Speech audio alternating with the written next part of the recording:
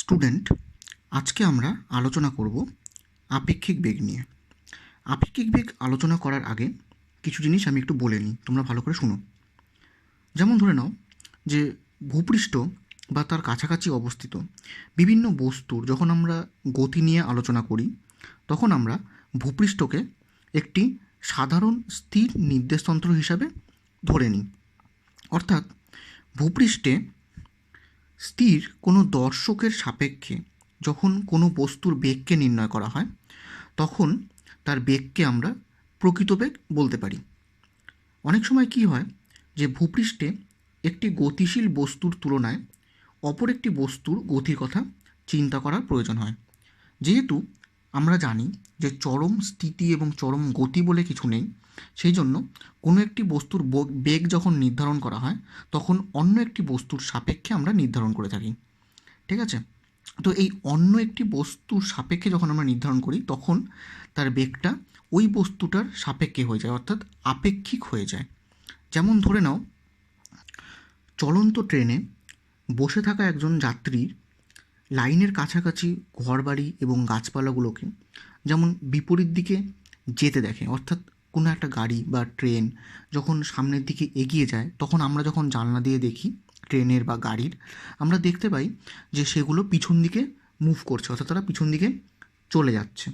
এর ফলে কি হয়, অর্থাৎ তার সাপেক্ষে ওই বস্তুগুলির একটি আপাত বেগ আছে, অর্থাৎ ট্রেনের সাপেক্ষে বা গাড়ির সাপেক্ষে কী হয়, ওই ঘরবাড়িগুলির একটি আপাত বেগ আমরা দেখতে পাই। এর ফলে কি হয়, আবার যখন দেখা যায় যে দুটি ট্রেন যখন পাশাপাশি একটা লাইনে সমবেগে চলে, তখন একটি ট্রেনের যাত্রীর কাছে অন্য একটি ট্রেনকে স্থির বলে মনে হয়, যদিও তাদের প্রকৃত বেগ শূন্য নয়। মানে এখানে দেখা যায় যে যখন আমরা বাসে বা ট্রেনে করে যখন আমরা যাই, তখন বাড়িঘর এবং গাছপালাগুলোকে দেখি পিছন দিকে চলে যেতে, যদিও এদের কিন্তু সেখানে কোনো প্রকৃত বেগ নেই, প্রকৃত বেগ কিন্তু শূন্য। একইভাবে দুটো ট্রেন বা বাস যখন একই সরলরেখা বরাবর গতিশীল হয়, তখন বা একই সরলরেখা বরাবর একই দিকে যখন গতিশীল হয়, তখন আমরা কি দেখি যে একটা ট্রেনের যাত্রীর সাপেক্ষে অপর একটা ট্রেনের যাত্রী বা বাসের যাত্রী স্থির আছে, স্থির বলে মনে হচ্ছে, কিন্তু যদিও এরা কিন্তু স্থির থাকে না। তো এরকম আমরা দৈনন্দিন জীবনে বহু ঘটনায় আমরা দেখতে পাই যে বিভিন্ন রকম গতিশীল বস্তুর ক্ষেত্রে আমরা বহু ঘটনা দেখে থাকি। এখন একটা বস্তুর সাপেক্ষে যখন আরেকটা বস্তুর বেগকে আমরা নির্ধারণ করছি, এই বেগটাকে বলা হচ্ছে আপেক্ষিক বেগ। তাহলে আপেক্ষিক বেগ কাকে বলে, এর সংজ্ঞাটা আমরা কি বলতে পারি, যে ভূপৃষ্ঠ বা ভূপৃষ্ঠে গতিশীল থাকা কোনো বস্তুর সাপেক্ষে অন্য কোনো বস্তুর আপাত বেগকে তার আপেক্ষিক বেগ বলা হয়, এটা আমরা বলতে পারি। এখন আমাদের আপেক্ষিক বেগের গণনা করতে হবে। অ্যাজ ফর এক্সাম্পল, আমরা যদি ধরে নিই যে একটা বস্তু, এটা হচ্ছে এ, আরেকটা বস্তু এটা হচ্ছে বি। একটা বস্তু এ এবং একটা বস্তু বি। দেখা যাচ্ছে যে এ বস্তুটা এই দিকে 5 মিটার পার সেকেন্ড বেগে চলছে এবং বি বস্তুটা এই দিকে 3 মিটার পার সেকেন্ড বেগে চলছে। এখন এ বস্তুটা যদি 5 মিটার পার সেকেন্ড বেগে চলে এবং বি বস্তুটা যদি 3 মিটার পার সেকেন্ড বেগে চলে, তাহলে আমরা কি দেখব, তাহলে আমরা বলতে পারি এখানে যে এ বস্তুর সাপেক্ষে বি বস্তুর বেগ বের করতে পারবো। তাহলে এর সাপেক্ষে বি এর বেগ কত হবে, এর সাপেক্ষে যখন কারোর সাপেক্ষে যখন বেগ বের করা হয়, তখন মাথায় রাখবে যার সাপেক্ষে বেগটাকে বের করে সেটাকে মাইনাস করতে হয়। যেহেতু আমরা এখানে এর সাপেক্ষে বি এর বেগটা বের করছি, তাহলে এর বেগটা কত হবে, 3 - 5। যেহেতু এর সাপেক্ষে বের করা হচ্ছে, ওই জন্য বেগটা হবে 3 - 5, অর্থাৎ -2 মিটার পার সেকেন্ড। আচ্ছা, -2 মিটার পার সেকেন্ড বলতে বোঝাচ্ছে যে এ বস্তুটির সাপেক্ষে যেহেতু বি বস্তুর বেগ বের করছি, তাহলে দেখা যাবে যে এ বস্তুটি দেখবে বি বস্তুটিকে 2 মিটার পার সেকেন্ড বেগে পিছনের দিকে যেতে। কি বললাম, এ বস্তুটি দেখবে বি বস্তুটিকে 2 মিটার পার সেকেন্ড বেগে পিছনের দিকে যেতে। এখন যদি বি এর সাপেক্ষে এ এর বেগকে যদি আমরা বের করি, যেহেতু বি এর সাপেক্ষে বের করা হচ্ছে, বি এর সাপেক্ষে এখন যদি আমরা এ বস্তুর বেগ বের করি তাহলে আমরা দেখব সেটা কত হবে, সেটা হবে 5 - 3। যেহেতু বি এর সাপেক্ষে করা হচ্ছে ওই জন্য বিকে মাইনাস করা হলো। মাথায় রাখবে যার সাপেক্ষে করা হবে সেটাকে এখানে মাইনাস করা হবে। তাহলে এটা কত হচ্ছে 2 মিটার পার সেকেন্ড। তাহলে বি কী দেখবে, বি দেখবে এ বস্তুকে 2 মিটার পার সেকেন্ড বেগে এগিয়ে যেতে। অর্থাৎ আমরা দেখতে পাচ্ছি যে দুটো বস্তু যদি একই দিকে গতিশীল হয় তাহলে একজনের সাপেক্ষে আরেকজনের যখন বেগটা বের করা হয় তখন সেটাকে মাইনাস করে বের করা হয়। এটা আমরা ভেক্টর নিয়মের ক্ষেত্রেও প্রযোজ্য করতে পারি। অ্যাজ ফর এক্সাম্পল, এটা আমরা এ বস্তু নিলাম, এটা আমরা বি বস্তু নিলাম। এখন দেখা যাচ্ছে যে এ বস্তুটা এই দিকে 5 মিটার পার সেকেন্ড বেগে গতিশীল এবং বি বস্তুটা এই দিকে 3 মিটার পার সেকেন্ড বেগে গতিশীল। এখন তাহলে কি হচ্ছে, দুটো বস্তু এখানে কি হচ্ছিল, দুটো বস্তু একই দিকে গতিশীল ছিল কিন্তু এখানে দুটো বস্তু বিপরীত দিকে গতিশীল, বিপরীতমুখী। অর্থাৎ তারা যখন মুখোমুখি আসছে, এখন যদি এ এর সাপেক্ষে বি এর বেগ যদি আমরা বের করি তাহলে আমরা কি দেখব, এখানে এই ছবিটার ক্ষেত্রে যদি আমরা এ এর সাপেক্ষে বি এর বেগ বের করি তাহলে যেহেতু এ এর সাপেক্ষে বের করা হচ্ছে তাহলে আমরা কি করছি 3 - -5। আচ্ছা, এখানে আমরা 3 - -5 কেন করলাম, -5 করা হলো এই কারণের জন্য যেহেতু বেগ হচ্ছে একটা ভেক্টর রাশি, আর যেহেতু 3 যাচ্ছে এদিকে আর 5 যাচ্ছে এদিকে, তাহলে এটা বিপরীত দিকে যাচ্ছে বলে এটাকে আমরা মাইনাস করে নিচ্ছি। তাহলে এটা কত হচ্ছে 8 মিটার পার সেকেন্ড। তাহলে এ বস্তুর সাপেক্ষে আমরা বি বস্তুর বেগ বের করতে পারছি 5 মিটার পার সেকেন্ড। এখন যদি বি সাপেক্ষে এ এর বেগকে যদি আমরা বের করি তাহলে কত দেখব, বি এর সাপেক্ষে যখন আমরা এ এর বেগ বের করব তখন আমরা দেখব যেহেতু বি এর সাপেক্ষে তাহলে এটা কত হবে 5 - -3 অর্থাৎ 8 মিটার পার সেকেন্ড। তাহলে আমরা এখান থেকে দেখতে পাচ্ছি যে দুটো বস্তু যখন একই দিকে গতিশীল তখন এ দেখবে বি বস্তুকে 2 মিটার পার সেকেন্ড বেগে উল্টো দিকে যেতে, আর বি বস্তু দেখবে এ বস্তুকে 2 মিটার পার সেকেন্ড বেগে সামনের দিকে যেতে। কিন্তু যখন এ বস্তু আর বি বস্তু যখন বিপরীত দিকে গতিশীল থাকবে তখন তারা কি দেখবে, তখন তারা দেখবে যে তারা পরস্পরের দিকে 8 মিটার পার সেকেন্ড বেগে এগিয়ে আসছে। তারা এটা দেখতে পারবে। বুঝতে পারা গেল? তাহলে একই দিকে গেলে এবং বিপরীত দিকে গেলে কীভাবে আমরা নর্মাল নিয়মে আপেক্ষিক বেগটা বের করছি সেটা আমরা এখান থেকে বুঝতে পারবো। এখন যদি দেখা যায় যে কোনো একটা বস্তু কোনো একটা কোণ করে গেল, অর্থাৎ আমরা এটা যদি ভেক্টর নিয়ম কাজে লাগাই তাহলে আমরা দেখতে পারবো, আমরা যদি এখানে একটা ছবি আঁকাই তাহলে ধরলাম যে একটা ভেক্টর এ, অর্থাৎ একটা গাড়ি এ এই দিকে গতিশীল এবং অপর একটি গাড়ি বি এই দিকে গতিশীল। একটা গাড়ি এ যদি এই দিকে গতিশীল হয় এবং অপর একটা গাড়ি বি যদি ওই দিকে গতিশীল হয় এবং তাদের মধ্যে একটা কোণ তৈরি হয়েছে সেটা হচ্ছে থিটা, তাদের মধ্যে একটা কোণ থিটা তৈরি হয়েছে। তাহলে এখন আমাকে বের করতে বলছে, ধরে নাও এ গাড়ির সাপেক্ষে বি গাড়ির বেগ বের করতে বললো। যেহেতু আমরা এখানে এ গাড়ির সাপেক্ষে বি গাড়ির বেগ বের করব, তার জন্য কি করতে হবে, যার সাপেক্ষে বের করবে সেটাকে মাইনাস করতে হবে। অর্থাৎ আমরা এখানে কি করব, এখানে এ ভেক্টরটাকে এই দিকে আমরা মাইনাস করে দিলাম। অর্থাৎ যেহেতু আমরা এর সাপেক্ষে বের করছি ওই জন্য এ ভেক্টরকে আমরা এইদিকে মাইনাস করে দিলাম। তাহলে ধরলাম এই এ গাড়ির বেগ হচ্ছে ভি এ ভেক্টর আর এটার বেগ হচ্ছে ভিবি ভেক্টর। তাহলে এটা কত হবে, এটা হবে মাইনাস ভি এ ভেক্টর। তাহলে এখন যেহেতু এ এর সাপেক্ষে বি এর বেগ আমরা বের করছি, তাহলে এখন যেহেতু আমরা এখানে এ এর সাপেক্ষে বি এর বেগ আমরা বের করছি তাহলে সেটা কত হবে, এ এর সাপেক্ষে বের করা মানে এটা হবে VB vector minus V A vector. এইভাবে করে এটাকে আমরা বের করতে পারি। অর্থাৎ তাহলে এ এর সাপেক্ষে বি এর বেগ কত হচ্ছে, VB vector minus V A vector. এখন যদি এই ছবিটাকেই যদি আমরা এখানে করতাম তাহলে এখানে তাহলে কী হবে, যে এই যে ভেক্টরটা এখানে আসলো এই ভেক্টরটার অপোজিট করে নিয়ে আমরা এখানে করলাম, করার ফলে এটা এবং এটার মধ্যে যে লব্ধি ভেক্টরটা হবে অর্থাৎ এই বরাবর সেটা হচ্ছে v vector v a B.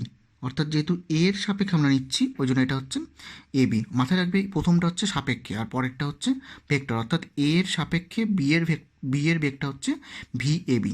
তাহলে এ গাড়িটা দেখবে বি গাড়িটাকে এই লব্ধি বরাবর এই দিকে যেতে, যদি আমরা এর সাপেক্ষে যদি আমরা বি এর বেগটাকে বের করি। এখন যদি এই ছবিটাকে যদি আমরা পাশে আঁকি তাহলে আমরা কি দেখতে পারি, ধরে নাও এটা হচ্ছে ভি এ গাড়ির বেগ আর এটা হচ্ছে ভি বি গাড়ির বেগ। এখন যদি এখানে যেমন আমরা বের করলাম এ এর সাপেক্ষে বি এর বেগ, এখন যদি আমরা বি এর সাপেক্ষে এ এর বেগটা বের করতাম তাহলে বিকে আমাকে উল্টো দিকে করে নিতাম, অর্থাৎ এটা হতো মাইনাস ভিবি ভেক্টর। তাহলে এইটা ভেক্টর এবং এই ভেক্টরের যে লব্ধি, অর্থাৎ এই বরাবর যেটা যাবে ভি বি এ, সেটা হচ্ছে বি গাড়িটা দেখবে এ গাড়িটাকে এই দিকে যেতে, অর্থাৎ বি গাড়িটা দেখবে এ গাড়িটাকে এই দিকে যেতে। বুঝতে পারা গেল? তাহলে যেটার সাপেক্ষে বের করতে বলবে সেটাকে আমরা মাইনাস করে দেবো। যেহেতু এখানে এ এর সাপেক্ষে বের করতে বলছে, ওই জন্য এটাকে আমরা এখানে মাইনাস করে দিলাম, যার জন্য লব্ধিটা হলো এই দিকে। এখানে যখন আমরা বি এর সাপেক্ষে বের করতে বলছে, বিটাকে আমরা মাইনাস করে দিলাম, লব্ধিটা হলো এইদিকে।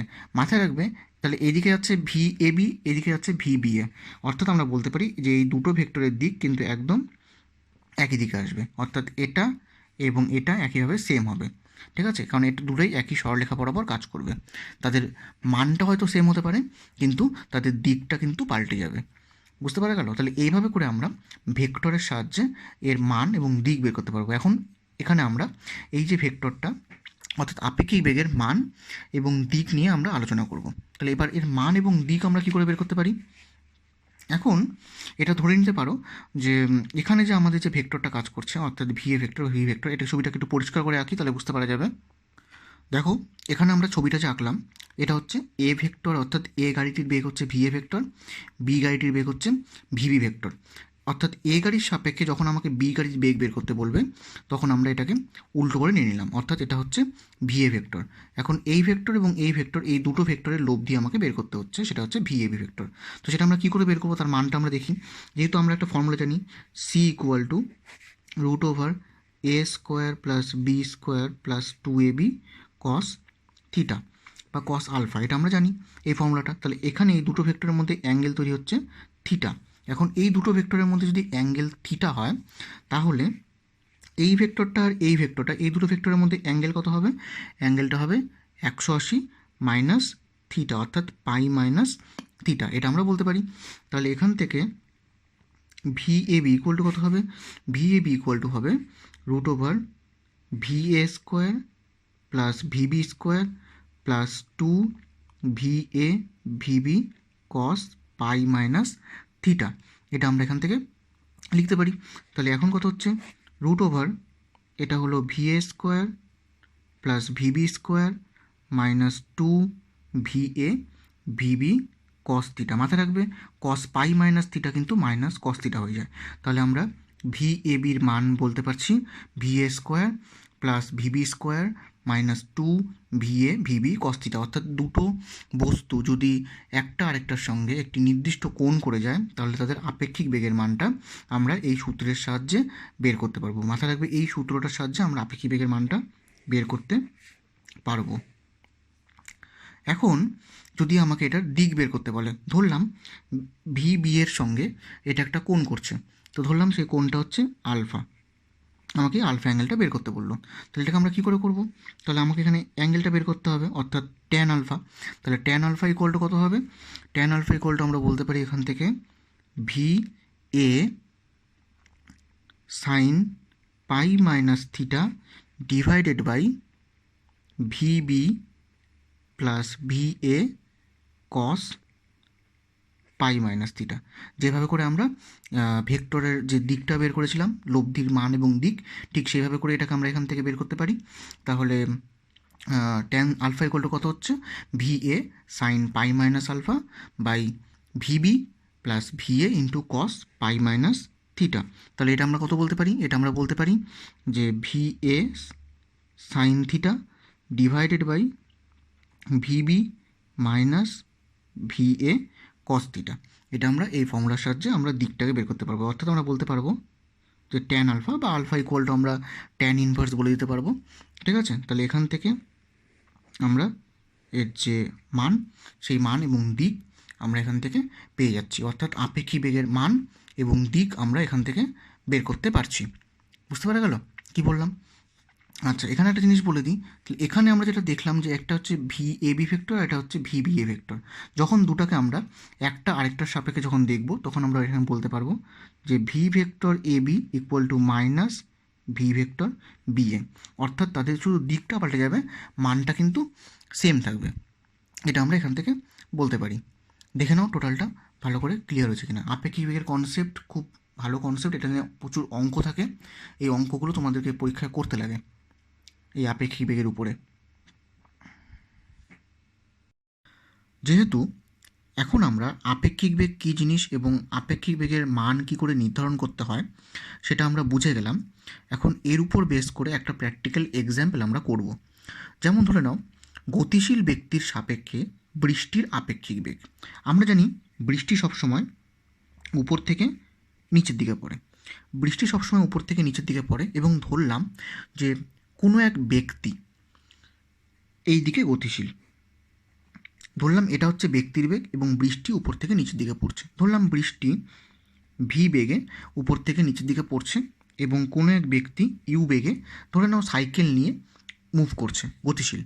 এখন ব্যক্তিটা যদি সাইকেল নিয়ে গতিশীল থাকে এখন, আর বৃষ্টি যদি উপর থেকে নিচের দিকে পড়ে, তাহলে লোকটি, আমরা যেটা বাস্তব ক্ষেত্রে দেখতে পাই, যে কোনো একটি লোক যত বেগে সাইকেল চালাবে বা যত বেগে গাড়ি চলবে, সেক্ষেত্রে কী হয়, বৃষ্টি তার দিকে ততই কোণ করে ঝুঁকে যায় বা হেলে যায়। সেটা কেন হয় সেটা আমরা এখানে দেখব। এখন যেহেতু কোনো এক ব্যক্তি ইউ বেগে গতিশীল, এখন বৃষ্টি যেহেতু উপর থেকে নিচের দিকে পড়ছে এবং ব্যক্তিটা যদি ইউ বেগে গতিশীল হয়, তাহলে ব্যক্তির সাপেক্ষে যদি আমরা বৃষ্টির বেগ বের করি, তাহলে আমরা কী দেখব, যেহেতু ব্যক্তির সাপেক্ষে বের করা হচ্ছে, তাহলে ব্যক্তির বেগটাকে কী করতে হবে, মাইনাস করতে হবে এইদিকে। তাহলে এটাকে যদি আমরা মাইনাস করি, তাহলে এটা কত হবে, মাইনাস ইউ ভেক্টর। তাহলে এটা যদি মাইনাস ইউ ভেক্টর হয় আর বৃষ্টি যেহেতু উপর থেকে নিচের দিকে পড়ছে, তাহলে এই দুটোর মধ্যে আমরা একটা লব্ধি ভেক্টর পাবো। সেই লব্ধি ভেক্টর কত হবে, সেটা হবে এই দিকে, অর্থাৎ সেটাকে আমরা ধরলাম ডাব্লু। অর্থাৎ কোনো এক ব্যক্তি যদি সাইকেল চালিয়ে যায় বা কোনো এক ব্যক্তি যদি গাড়িতে করে যায়, তাহলে সে যত বেগে যাবে তার বেগের মানটা, অর্থাৎ সে দেখবে বৃষ্টিকে ততই এরকম করে তার দিকে আড়াআড়িভাবে হেলে পড়তে, অর্থাৎ সে একটা কোণ করে পড়তে দেখবে। তাহলে আমরা জানি যে দুটা ভেক্টর পরস্পরের মধ্যে যদি 90 ডিগ্রি কোণ করে, তাহলে তাদের মধ্যে লব্ধি ভেক্টরের মানটা কত হয়, সেটা আমরা বলতে পারি W equal to root over U square plus V square. এটা আমরা জানি। তাহলে এখান থেকে আমরা বলতে পারবো যে বৃষ্টি কত বেগে পড়ছে, অর্থাৎ W equal to root over U square plus V square. এর থেকে আমরা বলতে পারি যে বৃষ্টি কত বেগে পড়ছে। এখন যদি আমরা ধরে নিই যে বৃষ্টি উলম্ব রেখার সঙ্গে থিটা কোণ করে পড়ছে, এখন যদি বৃষ্টি উলম্ব রেখার সঙ্গে থিটা কোণ করে পড়ে এবং এই ভেক্টরকে যদি আমরা এখানে রিপ্লেস করি, তাহলে আমরা এখান থেকে তার অ্যাঙ্গেলটা বলতে পারবো, অর্থাৎ ট্যান থিটা ইকুয়াল টু হবে U by V. Tan theta equal to U by V হলে আমরা বলতে পারি যে theta equal to tan inverse U by V. অর্থাৎ আমরা এখান থেকে বলতে পারবো যে কোনো এক ব্যক্তি যদি ইউ বেগে সাইকেল চালায় বা কোনো গাড়ি নিয়ে যায়, তাহলে সেক্ষেত্রে সে যত বেশি বেগ নিয়ে যাবে, বৃষ্টির আপেক্ষিক বেগের মানটা অর্থাৎ ডাব্লুর মানটা ততই বেশি বৃদ্ধি পাবে, অর্থাৎ সে ততই আড়াআড়িভাবে বৃষ্টিকে পড়তে দেখবে এবং যত ইউ এর মানটা বাড়বে এবং ততই আমরা দেখতে পারবো যে থিটার মানটাও ততই বৃদ্ধি পাবে। অর্থাৎ সে যত স্পিডে মুভ করবে তার অ্যাঙ্গেলটা তত বেশি হবে, অর্থাৎ বৃষ্টি তার দিকে তত বেশি বেগ নিয়ে আর ততই আড়াআড়িভাবে পড়বে। তাহলে যেহেতু আমরা আপেক্ষিক বেগের কনসেপ্টটা যেহেতু আমরা বুঝতে পেরেছি, তাহলে এখান থেকে আমরা তার একটা প্র্যাকটিক্যাল এক্সাম্পল, কোনো একটি গতিশীল ব্যক্তির সাপেক্ষে বৃষ্টির আপেক্ষিক বেগ আমরা নির্ধারণ করতে পারি। আপেক্ষিক বেগ নির্ধারণ করতে গেলে তাহলে এটা হচ্ছে আমার তার মানটা পেয়ে যাব এই সূত্রের সাহায্যে, এবং এই সূত্রের সাহায্যে আমরা পেয়ে যাব যে বৃষ্টি উলম্বের সাপেক্ষে কত কোণ করে তার দিকে হেলে পড়বে। এই কনসেপ্টটা তোমাদের জানা দরকার, কারণ এই কনসেপ্টের উপর বেস করে তোমাদের অনেক ম্যাথ আছে, সেই ম্যাথগুলো এখানে তোমাদের করতে হবে। বুঝতে পারা গেল? এখন আমরা আরেকটি প্র্যাকটিক্যাল এক্সাম্পল নিয়ে আলোচনা করব, অর্থাৎ নদীতে নৌকার গতি। আমরা জানি যে কোনো কোনো সময় আমরা ছোটোবেলায় অঙ্কগুলো করেছিলাম যে স্রোতের অনুকূলে যখন নৌকা যায় বা স্রোতের প্রতিকূলে যখন নৌকা যায়, তখন তার গতিবেগ বা নৌকা কী করে পারাপার হয় সেটা আমরা করেছিলাম। এখন ভেক্টর কনসেপ্টের উপর এবং আপেক্ষিক বেগের উপর ভিত্তি করে আমরা আলোচনা করব যে নদীতে নৌকার গতি, অর্থাৎ নদীর মধ্যে নৌকা কীভাবে করে যায়। So as for example, suppose আমরা এখানে একটা নদী এঁকে নিলাম। তাহলে এটা যদি একটা নদী হয় এবং তার দৈর্ঘ্যকে ধরলাম আমরা এল, অর্থাৎ একটা নদীর দৈর্ঘ্য আমরা এখানে এল ধরলাম। এখন নদীর মধ্যে যদি কোনো স্রোত না থাকে, তাহলে আমরা বলতে পারি যে একটি নৌকা এই প্রান্ত থেকে শুরু করে তার ঠিক বিপরীত প্রান্তে পৌঁছাতে যদি ভি বেগে যায়, তাহলে আমরা যদি ধরে নিই যে নদীতে স্রোত না থাকলে নৌকার বেগ যদি ভি হয়, তাহলে নদীর এই প্রান্ত থেকে এই প্রান্তে যেতে ওর কত সময় লাগবে। তো ধরলাম ওর যদি সময় লাগে টি, তাহলে টি ইকুয়াল টু কত হবে, এল বাই ভি। যদি নদীতে কোনো স্রোত না থাকে তাহলে কোনো একটি নৌকার এই প্রান্ত থেকে এই প্রান্তে যেতে সময় লাগবে টি সময়, তাহলে টি ইকুয়াল টু আমরা বলতে পারি এল বাই ভি। যেহেতু এল হচ্ছে নদীটির দৈর্ঘ্য আর ভি হচ্ছে নৌকার বেগ, এটা আমরা বলতে পারি। কিন্তু এখন যদি আমরা ধরে নিই যে নদীটি এদিক থেকে এইদিকে মুভ করছে, অর্থাৎ নদীর মধ্যে একটা স্রোত আছে, তাহলে নদীর মধ্যে যদি স্রোত থাকে তাহলে আমরা এখানে ধরলাম এটা হচ্ছে ইউ, এটা হচ্ছে ইউ, অর্থাৎ স্রোতের বেগকে যদি আমরা ইউ ধরি আর স্থির জলে নৌকার বেগকে যদি আমরা ভি ধরি, তাহলে আমরা কি দেখব, তাহলে দেখব যে নৌকাটি এই বিন্দু থেকে কখনোই পুরোপুরিভাবে এই বিন্দুতে যেতে পারবে না। সে একটি নির্দিষ্ট কোণ করে তার লব্ধি বরাবর মুভ করবে, অর্থাৎ আমরা যে দেখতে পারবো সে এই বরাবর ডাব্লু এই বরাবর সে চলে যাবে। যেহেতু নদীর মধ্যে স্রোত আছে, নদীর মধ্যে স্রোত থাকার জন্য নৌকাটি কখনোই এই বিন্দু থেকে এই বিন্দুতে যেতে পারবে না। নৌকাটি কীভাবে যাবে, ভি বেগে, যদি নৌকাটিকে যদি ভি বেগে যদি আমরা চালনা করি আর স্রোতের বেগ যদি ইউ হয়, তাহলে ইউ আর ভি এই দুটি ভেক্টরের যে লব্ধি বরাবর, সেই লব্ধি বরাবর নৌকাটি যাবে। এখন নৌকাটি যদি এই লব্ধি বরাবর যায় এবং তাহলে আমরা এখান থেকে ডাব্লিউ ইকুয়াল টু আমরা কত বলতে পারবো, root over U square plus V square, এটা আমরা এখান থেকে বলতে পারবো।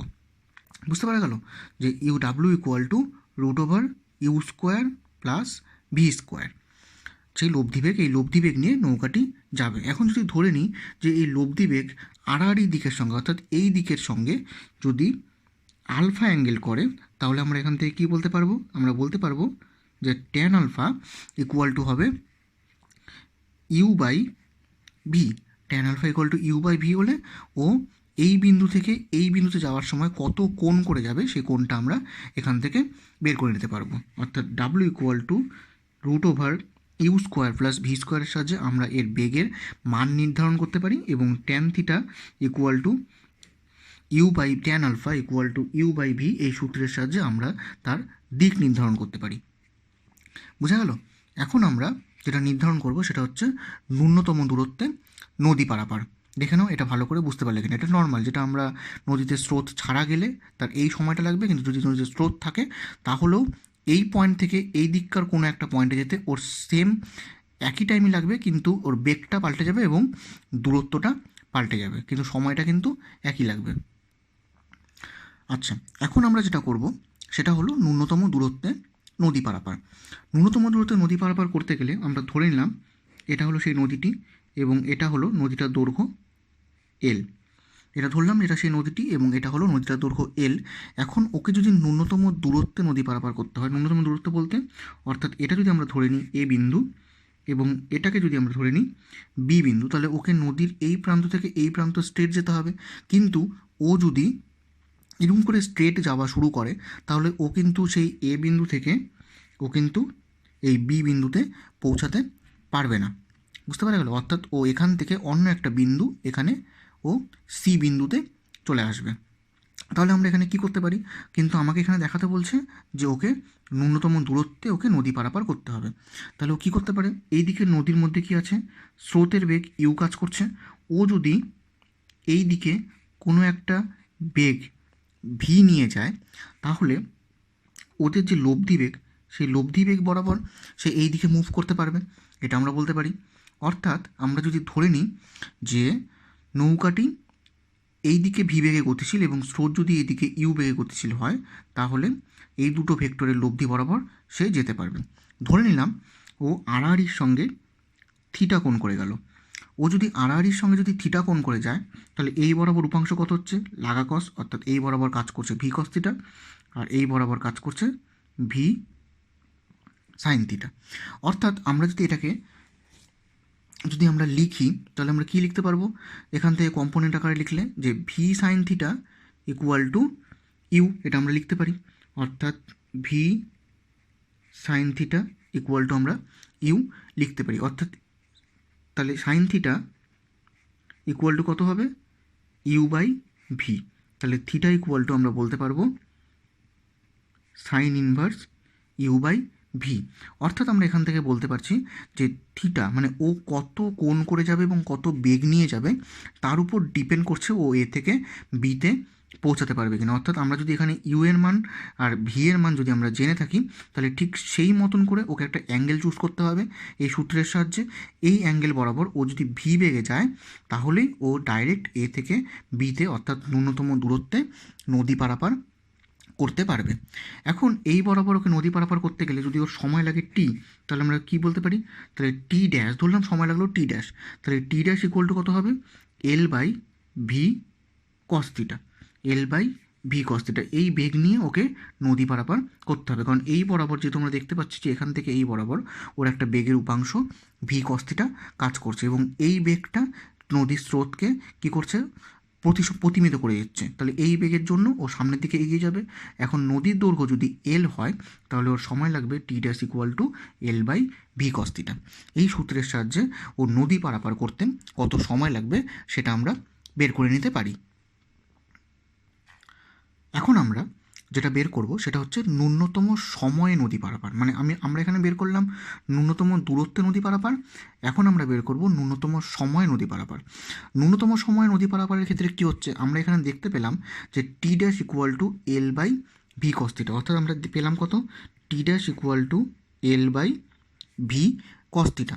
তো টি ড্যাশ ইকুয়াল টু যদি l by V cos theta হয় তাহলে এখান থেকে সময়টাকে ন্যূনতম হতে গেলে এই যে টার্মটা আছে হরটা, এটাকে কী হতে হবে, ম্যাক্সিমাম হতে হবে। যেহেতু আমরা জানি যে টি ড্যাশ যদি মিনিমাম হয় তবে কস থিটা ইকুয়াল টু 1 হতে হবে। কস থিটা ইকুয়াল টু 1 হলে টি ড্যাশটা আমরা এখানে মিনিমাম বলতে পারবো। তাহলে থিটা ইকুয়াল টু কত হচ্ছে, 90 degree, sorry theta equal two হচ্ছে 0 degree. Theta equal two 0 degree মানে আমরা কী বলতে পারি, নৌকাটিকে ঠিক এখান থেকে এইভাবে করে যেতে হবে। অর্থাৎ আমরা এখানে দেখতে পারি যে সে যদি এখান থেকে এইভাবে করে যায় তাহলে, অর্থাৎ অ্যাঙ্গেলটা যদি 0 ডিগ্রি হয় তাহলে সে ন্যূনতম সময়ে নদী পারাপার করতে পারবে। অর্থাৎ আমরা বলতে পারি এটা হচ্ছে সেই ফার্স্ট কেস। সেই ফার্স্ট কেসের থ্রু আমরা এখান থেকে বলতে পারি যে সে এইভাবে করে নদী পারাপার করতে হবে। এইভাবে করে সে যদি নদী পারাপার করে তাহলে এখান থেকে ও ডাইরেক্টলি বি পয়েন্টে পৌঁছাতে পারছে না ঠিকই, এখান থেকে ও অন্য কোনো একটা পয়েন্ট সিতে পৌঁছাচ্ছে, কিন্তু ওর সময়টা সব থেকে কম লাগছে। তাহলে যদিও এইভাবে করে যায়, কিন্তু ওকে যদি ন্যূনতম দূরত্ব নদী পারাপার করতে হয় তাহলে ওকে এই পদ্ধতি অবলম্বন করে এবং এই সূত্রের উপর বেস করে অ্যাঙ্গেলটাকে নির্ধারণ করে নিয়ে ওকে যেতে হবে, তাহলেও ন্যূনতম দূরত্বে নদী পারাপার করতে পারবে। ঠিক একই ক্ষেত্রে যদি আমরা ন্যূনতম সময় নদী পারাপার করি তাহলে অ্যাঙ্গেলটা 0 হতে হচ্ছে, অর্থাৎ তার ছবিটা এরকম হতে হচ্ছে। তাহলে এটা আমরা করলাম নৌকার গতি। নৌকার গতির ক্ষেত্রে জেনারেল পার্টটা করলাম এবং ন্যূনতম দূরত্বে আমরা নদী পারাপার করলাম এবং ন্যূনতম সময়ে আমরা নদী পারাপার করলাম। দেখে নাও টোটালটা ভালো করে ক্লিয়ার হচ্ছে কিনা। এখন আমরা আলোচনা করব আপেক্ষিক ত্বরণ নিয়ে। আপেক্ষিক বেগের সঙ্গেই সাদৃশ্য বজায় রেখে আমরা আপেক্ষিক ত্বরণকেও বলতে পারি। অর্থাৎ ভূপৃষ্ঠে গতিশীল থাকা কোনো বস্তুর সাপেক্ষে অন্য কোনো বস্তুর আপাত ত্বরণকেই তার আপেক্ষিক ত্বরণ বলা হচ্ছে। কি বললাম, যে ভূপৃষ্ঠে গতিশীল থাকা কোনো বস্তুর সাপেক্ষে অন্য কোনো বস্তুর আপাত ত্বরণকেই তার আপেক্ষিক ত্বরণ বলা হচ্ছে। অ্যাজ ফর এক্সাম্পল আমরা দুটো বস্তু নিলাম, একটা হচ্ছে এ বস্তু এবং একটা হচ্ছে বি বস্তু। এখন আমরা যদি দুটি বস্তু নিই, এ বস্তু এবং বি বস্তু, তো আমরা ধরে নিলাম এই এ বস্তু এবং বি বস্তু দুটোই গতিশীল। এখন বি বস্তুর সাপেক্ষে এ বস্তুর বেগের পরিবর্তনের হারকে বি বস্তুর সাপেক্ষে এ বস্তুর আপেক্ষিক ত্বরণ বলা হবে। অর্থাৎ আমরা দেখতে পাচ্ছি যে বি বস্তুর সাপেক্ষে এ বস্তুটার যদি বেগের পরিবর্তন হয়, অর্থাৎ বি বস্তুটা যদি দেখে যে এ বস্তুটার বেগের পরিবর্তন হচ্ছে, তাহলে বি এর সাপেক্ষে এর আমরা একটা ত্বরণ নির্ধারণ করতে পারবো, সেটাকে কি বলা হচ্ছে, আপেক্ষিক ত্বরণ। অর্থাৎ আমরা এটাকে বলতে পারি যে কোনো একটা বস্তু স্থির বা সমবেগে যদি গতিশীল হয় তাহলে তার ত্বরণ 0 হয়। ফলে ওই বস্তুর সাপেক্ষে অন্য কোনো বস্তুর ত্বরণকে আমরা প্রকৃত ত্বরণ বলতে পারি। অর্থাৎ আমরা এখানে বলতে পারি যে কোনো একটা বস্তু ধরে নিলাম যে এখানে বি বস্তুটা স্থির অবস্থায় আছে এবং তার সাপেক্ষে এ বস্তুর ত্বরণ নির্ধারণ করতে হবে। তখন আমরা এ বস্তুর যে আমরা ত্বরণটা পাবো সেই ত্বরণটা হবে প্রকৃত ত্বরণ। অথবা আমরা ধরে নিতে পারি যে বি বস্তুটা যদি সমবেগে গতিশীল থাকে, তাহলে বি বস্তুর সাপেক্ষে এ বস্তুর যে আমরা ত্বরণটা পাবো সেটা হবে আপেক্ষিক ত্বরণ। এখন এ বস্তুর প্রকৃত ত্বরণ যদি আমরা ধরে নিই যে এ বস্তুর প্রকৃত ত্বরণ এ ভেক্টর এবং বি বস্তুর প্রকৃত ত্বরণ যদি এ বি ভেক্টর হয়, তাহলে এর সাপেক্ষে বি এর আপেক্ষিক ত্বরণ, অর্থাৎ এর সাপেক্ষে বি এর আপেক্ষিক ত্বরণটা আমরা কীভাবে বের করতে পারছি, এখানে এটা হচ্ছে এ এর সাপেক্ষে বি এর আপেক্ষিক ত্বরণ ইকুয়াল, যেহেতু যার সাপেক্ষে বের করতে হয় তাহলে সেটাকে মাইনাস করতে হবে, তাহলে alpha A B minus A vector. এখন যদি আমরা বি এর সাপেক্ষে এর আপেক্ষিক ত্বরণটা বের করি, তাহলে সেটাকে আমরা কীভাবে লিখব, সেটাকে আমরা লিখব a b vector equal to a vector minus a b vector. যেরকম করে আমরা আপেক্ষিক বেগটাকে নির্ধারণ করেছিলাম, ঠিক সেরকম করে আমরা আপেক্ষিক ত্বরণটাকেও নির্ধারণ করতে পারি। এখানে কিছু বিশেষ দ্রষ্টব্য আমরা একটু বলে দিই, সেটা হচ্ছে যে অবাধে পতনশীল যখন একটা বস্তু পড়ে, মানে যখন একটা বস্তু উপর থেকে নিচের দিকে পড়ছে এবং সেই বস্তুটা যদি অবাধে পতনশীল হয়, তাহলে আমরা এখানে বলতে পারবো যে বস্তুটি অভিকর্ষজ ত্বরণ নিয়ে নিচের দিকে নামছে। সুতরাং এক্ষেত্রে দুটি বস্তু, অর্থাৎ এই এ বস্তু এবং বি বস্তু যদি অবাধে পতনশীল হয়, তাহলে এর সাপেক্ষে বি এর যে আপেক্ষিক ত্বরণটা হবে সেটা শূন্য হবে। ঠিক আছে, অর্থাৎ কারণ এ বস্তুটা জি ত্বরণে নামছে এবং বি বস্তুটাও জি ত্বরণে নামছে, অর্থাৎ তাদের মধ্যে যে আপেক্ষিক ত্বরণ জি মাইনাস জি ইকুয়াল টু 0 হবে, এটা আমরা বলতে পারি। অর্থাৎ এরা পরস্পরের সাপেক্ষে স্থির বা সমবেগে গতিশীল হবে, এটা আমরা বলতে পারি। যেমন ফর এক্সাম্পল, যে দুটি ঢিলকে যদি কিছুটা উচ্চতা থেকে একসঙ্গে ছেড়ে দেওয়া যায়, তাহলে তারা একযোগে পড়তে থাকে, অর্থাৎ একটির সাপেক্ষে অন্যটির কোনো গতি থাকে না। এটা ভালো করে মনে রাখবে যে দুটি বস্তু যখন অবাধে পতনশীল হয় তখন তাদের আপেক্ষিক ত্বরণের মানটি শূন্য হয়।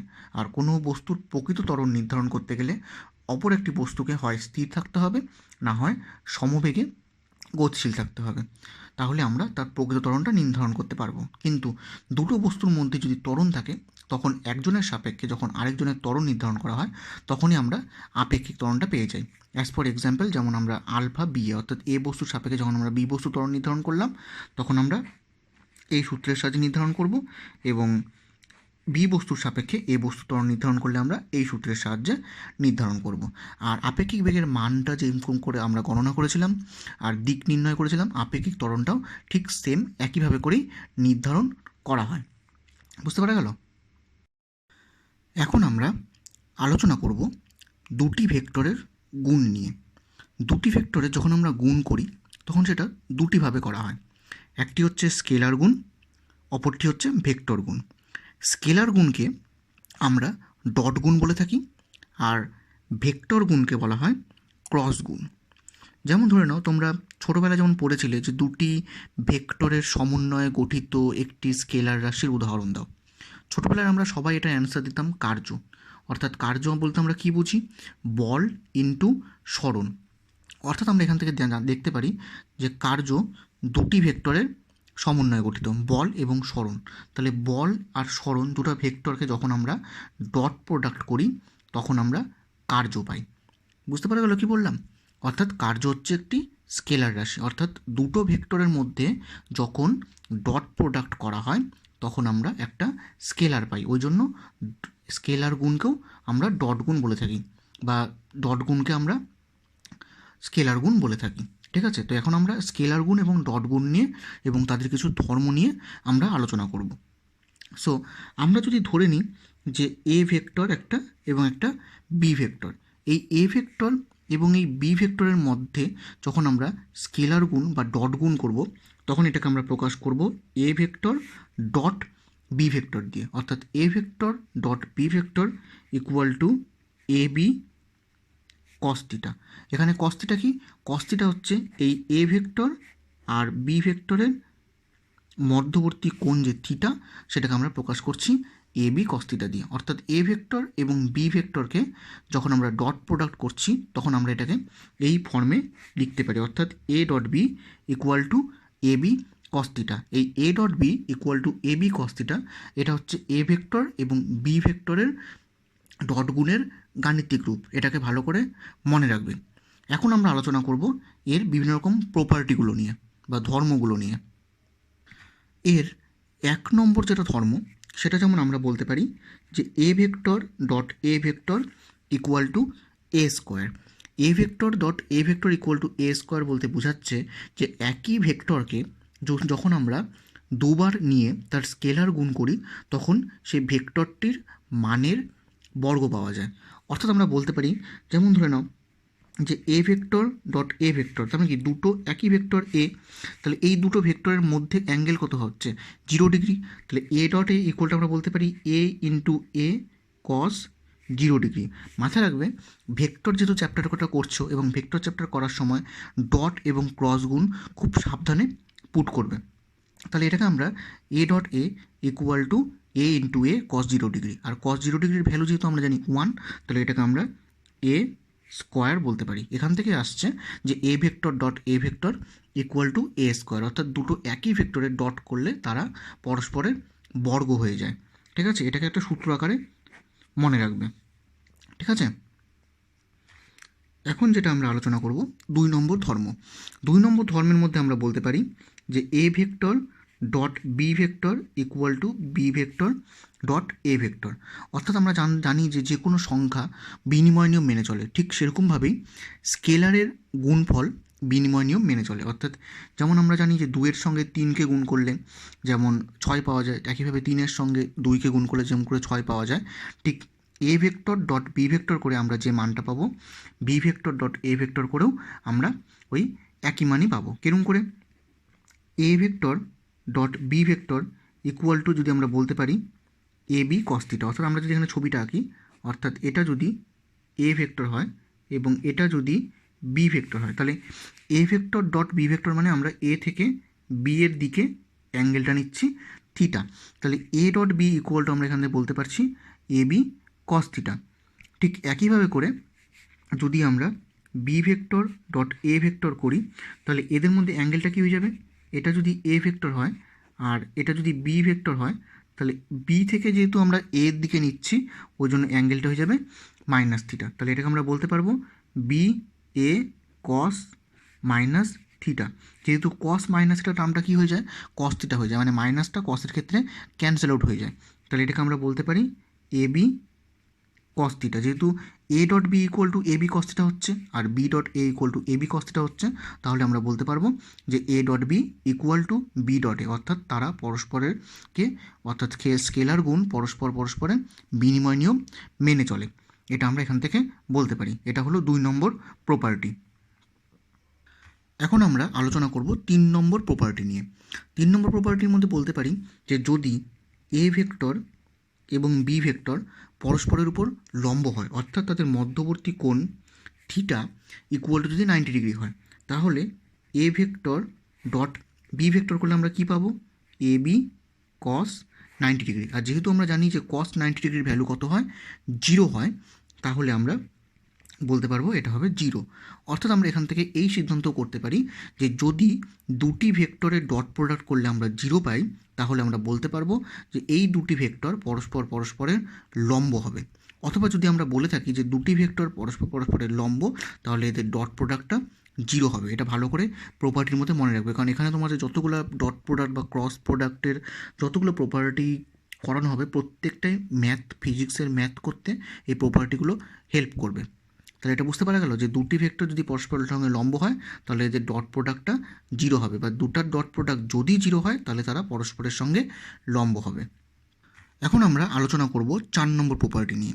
অর্থাৎ যেহেতু আমরা দেখলাম যে এ ভেক্টর আর বি ভেক্টরের মধ্যে আমরা জানি যে A dot B equal to A B cos theta, এটা আমরা জানি। তাহলে এখান থেকে আমরা এই দুটো ভেক্টরের মধ্যবর্তী কোণ আমরা নির্ধারণ করতে পারবো। কিরকম করে? যদি আমরা এখান থেকে A vector dot B vector equal to আমরা এ বি কস থিটা আমরা জানি, তাই তো? তাহলে এ ডট বি ইকুয়াল যদি এ বি কস থিটা হয় এবং তাদের মধ্যবর্তী কোণ, অর্থাৎ এটা যদি এ ভেক্টর আর এটা যদি বি ভেক্টর হয় এবং তাদের মধ্যবর্তী কোণ যদি আমরা না জেনে থাকি, তাহলে আমরা এখান থেকে এর মধ্যবর্তী কোণটাকে বের করতে পারবো। অর্থাৎ cos theta equal to A dot B by A B, অর্থাৎ theta equal to cos inverse A dot B by A B.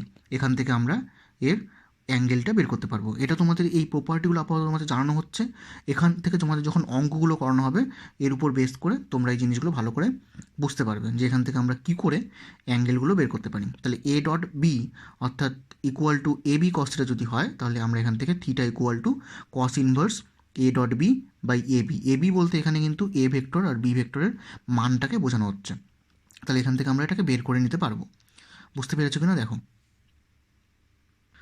এর 5 নম্বর প্রপার্টি সেটা হলো যে আমরা যেহেতু জানি যে আই ক্যাপ জে ক্যাপ এবং K cap, I cap J cap K cap সম্বন্ধে আমাদের যেহেতু ধারণাটা ক্লিয়ার আছে, সেহেতু আমরা যদি পাশে একটা ছবি আঁকি, এক্স অক্ষ, ওয়াই অক্ষ এবং জেড অক্ষ।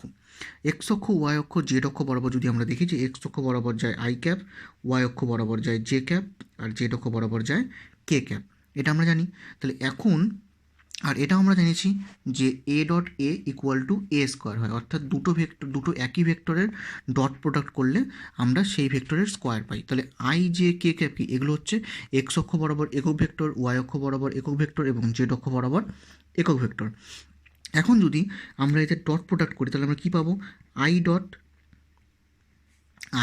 আই ডট আই যদি আমরা করি তাহলে আমরা এখান থেকে পাবো যেহেতু এর দুটোর মান কত 1, তাহলে এটা কত হয়ে যাবে আই স্কোয়ার অর্থাৎ 1। তাহলে আমরা এখান থেকে দেখতে পাচ্ছি যে দুটো একই ভেক্টরে ডট করলে আমরা এখানে 1 পাচ্ছি, অর্থাৎ আই ডট আই যেরকম করে 1 পাওয়া যাচ্ছে, ঠিক একইভাবে J vector dot J vector করলে আমরা 1 পাবো, এবং একইভাবে কে ভেক্টর ডট কে ভেক্টর করলেও আমরা 1 পাবো। এটা ভালো করে মনে রাখবে যে আই ভেক্টরের সঙ্গে আই ভেক্টর ডট করলে 1 পাওয়া যায়, জে ভেক্টরের সঙ্গে জে ভেক্টর ডট করলে 1 পাওয়া যায়, এবং কে ভেক্টরের সঙ্গে কে ভেক্টর ডট করলে 1 পাওয়া যায়। এখন যদি আমরা আদারওয়াইজ আয়ের সঙ্গে যদি আমরা জেকে ডট করতাম তাহলে আয়ের সঙ্গে জে এর মধ্যে আমরা অ্যাঙ্গেল দেখতে পাচ্ছি 90 ডিগ্রি, তাহলে আই ডট জে করলে কত হতো, 0 হতো। একইভাবে জে ডট কে করলে কত হতো, 0 হতো। কে ডট আই করলেও 0 হতো। ওই জন্য মাথায় রাখবে যে আয়ের সঙ্গে আই ডট করলে, জে এর সঙ্গে জে ডট করলে এবং কে এর সঙ্গে কে ডট করলে 1 হবে। বাকি আদারওয়াইজ আয়ের সঙ্গে যদি জে ডট করি, জে এর সঙ্গে যদি কে ডট করি, বা কে এর সঙ্গে যদি আই ডট করি তাহলে সেটা 0 হবে। এটা ভালো করে মনে রাখবে। এখন আমরা আলোচনা করব 6 নম্বর পয়েন্ট নিয়ে। 6 নম্বর পয়েন্টে আমরা ধরলাম একটা vector A equal to A X I cap plus A Y J cap plus A Z K cap. তাহলে এ ভেক্টর ইকুয়াল টু যদি এ এক্স আই ক্যাপ হয় plus A Y J cap হয় plus A Z K cap হয়, এবং B vector equal to B X I cap plus B Y J cap plus B Z K cap. এরকম করে আমরা যদি দুটো ভেক্টরকে প্রকাশ করি, A vector equal to A X I cap plus A Y J cap plus A Z K cap, যেখানে A X A Y A Z হলো X অক্ষ বরাবর, ওয়াই অক্ষ বরাবর এবং জেড অক্ষ বরাবর উপাংশের মান।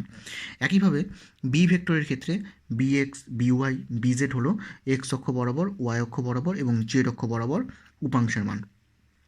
এখন এই দুটো ভেক্টরের মধ্যে যদি আমরা ডট প্রোডাক্ট করি তাহলে আমরা কী পাবো, আমরা পাবো A X I cap plus A Y J cap plus A Z K cap dot. আমরা এখান থেকে কী লিখতে পারি, এখান থেকে আমরা লিখতে পারি B X I cap plus B Y J cap plus B Z K cap. অর্থাৎ আমরা এখানে A dot B equal to যদি A X I cap plus A Y J cap plus A Z K cap dot B X I cap plus B Y J cap plus B Z K cap যদি আমরা লিখি, তাহলে এদের মধ্যে যে result আমরা পেয়ে যাব সেটা হচ্ছে, যেহেতু আয়ের সঙ্গে জে ডট করলে 0 বা আয়ের সঙ্গে কে ডট করলে 0 হয়, তাহলে আমরা আয়ের সঙ্গে আইকে আমরা ডট করব।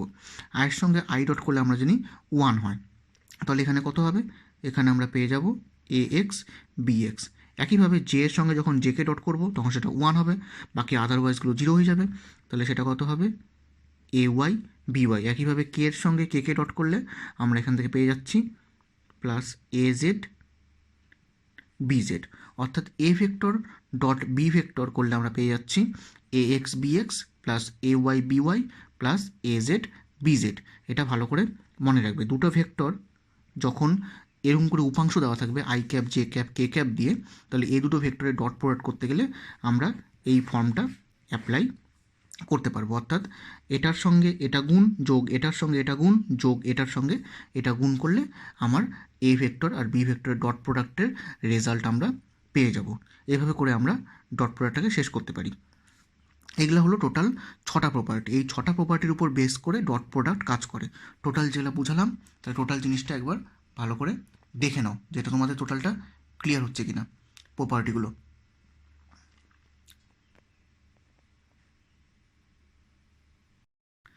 এখন আমরা আলোচনা করব ভেক্টর বা ক্রস গুণ নিয়ে। আগের টপিকে আমরা যেটা আলোচনা করলাম সেটা ছিল স্কেলার গুণ। স্কেলার গুণ মানে আমরা দেখলাম যে দুটো ভেক্টরকে যখন আমরা ডট গুণ করছি তখন আমরা একটা স্কেলার পাচ্ছি। এখন আমরা দেখব যে দুটো ভেক্টরকে যখন আমরা ক্রস গুণ করব তখন আমরা পাবো ভেক্টর। অর্থাৎ যেমন আমরা ছোটোবেলায় পড়েছিলাম যে দুটো ভেক্টরকে গুণ করলে যেমন একটা ভেক্টর পাওয়া যায়, ঠিক দুটো ভেক্টরকে গুণ করলে ঠিক তেমনই স্কেলারও পাওয়া যায়।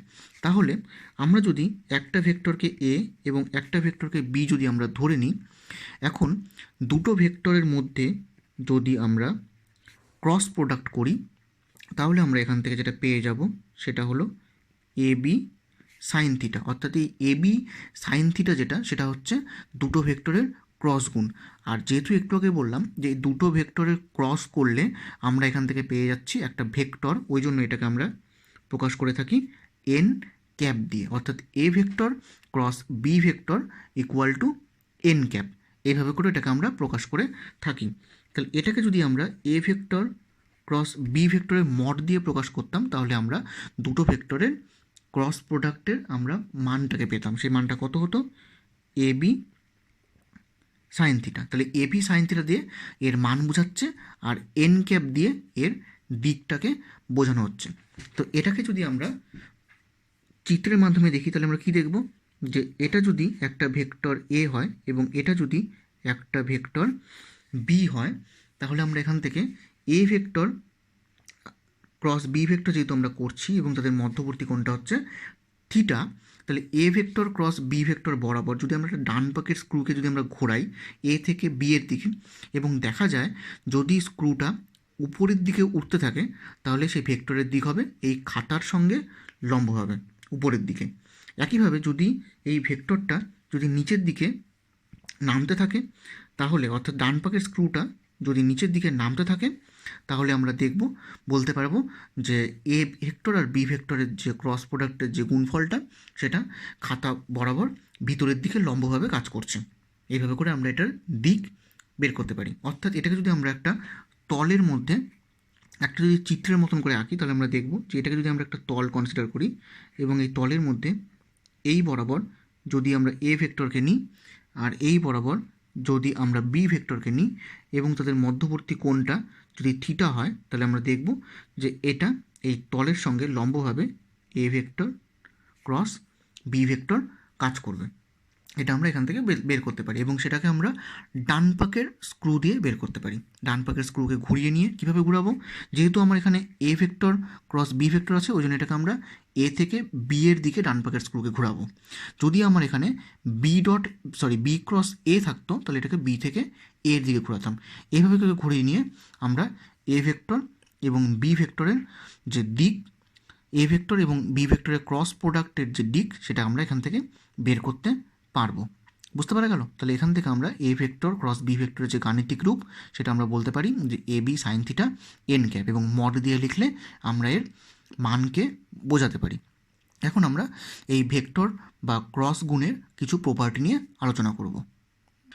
এর 1 নম্বর প্রপার্টির ক্ষেত্রে আমরা বলতে পারি যে A vector cross A vector যখন করা হবে তখন আমরা পেয়ে যাচ্ছি এ সাইন 0 ডিগ্রি।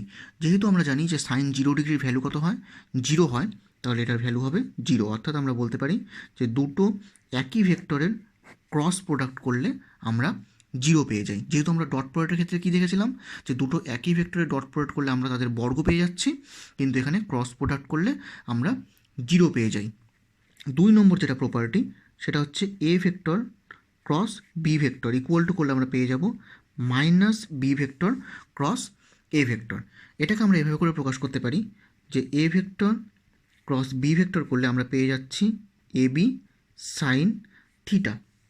অর্থাৎ A vector cross B vector করলে আমরা পেয়ে যাচ্ছি এ বি সাইন থিটা, কিন্তু যখন আমরা B vector cross A vector যখন আমরা করছি তখন আমরা B A sine minus theta পাচ্ছি। অর্থাৎ B A sine minus theta মানে আমরা বলতে পারি minus B A sine theta. তাহলে minus B A sine theta যদি হয় তাহলে এটা এবং এটা মাইনাস হচ্ছে, অর্থাৎ আমরা বলতে পারি যে A vector cross B vector equal to minus B vector cross A vector. অর্থাৎ আমরা বলতে পারবো যে এই ভেক্টর গুণ বিনিময় নিয়ম মেনে চলছে না। ঠিক আছে, এখন আমরা 3 নম্বর প্রপার্টি নিয়ে ডিসকাস করব।